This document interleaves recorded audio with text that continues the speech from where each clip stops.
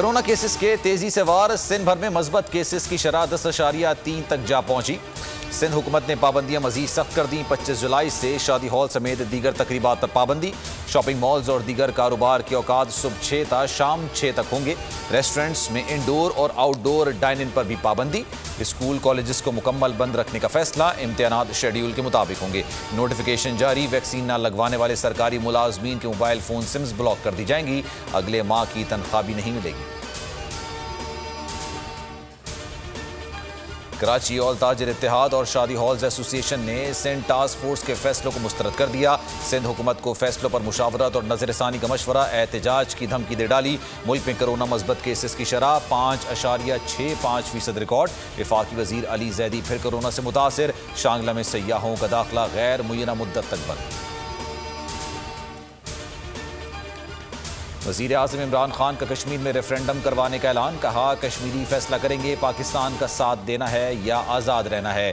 आज़ाद कश्मीर को सूबा बनाने से मुतालिक इल्ज़ामात मुस्तरद। बोले नून लीग ने अभी से धांधली का शोर मचाना शुरू कर दिया। कश्मीर में हुकूमत और अमला नून लीग का है तो हम धांधली कैसे कराएंगे। नवाज शरीफ ने पैसा बचाने के लिए मोदी से दोस्ती की।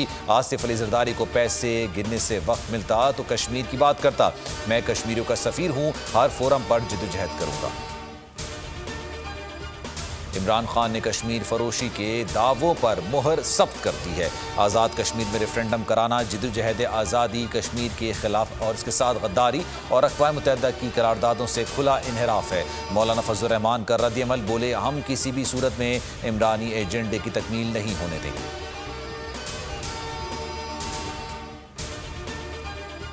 कठपुतली का पसीना छूट गया है। मोदी की टांगे कांप रही हैं। कश्मीर फैसला करें, उनको कठपुतली वजीर आजम चाहिए या आज़ाद। बिलावल भुट्टो जरदारी की घन घरज। आज़ाद कश्मीर में जलसे से खिताब में कहा कि जब कठपुतली फैसला करता है तो किसी और का मफाद देखता है। बनी गाला और रायविंड के डिक्टेशन से कश्मीर को नुकसान पहुंचा।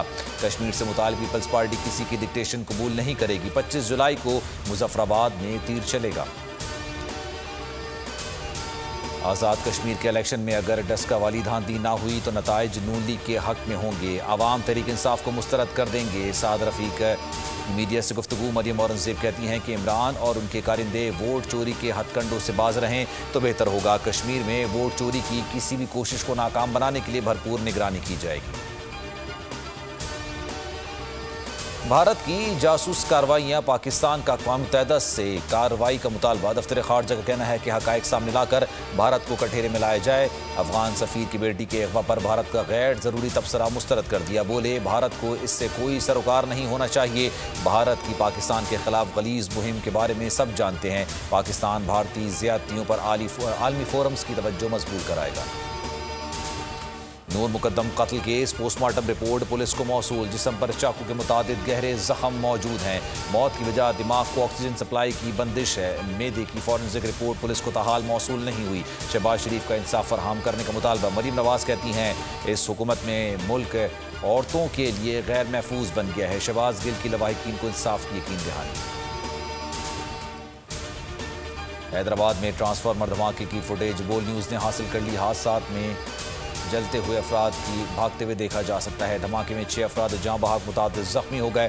लवाहिकीन का हैस्को अफसरान के खिलाफ कार्रवाई का मुतालबा। नेपरा का नोटिस हैस्को से रिपोर्ट तलब कर ली।